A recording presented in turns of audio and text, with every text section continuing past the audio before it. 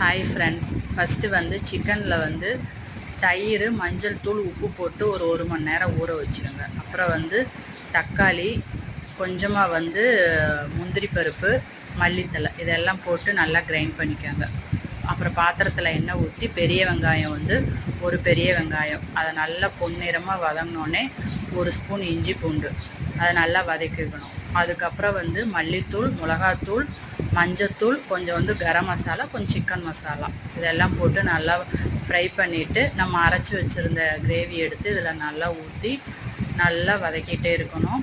அதுக்கப்புறம் லைட்டாக கொஞ்சம் தேவையான அளவு உப்பு போட்டுக்கோங்க.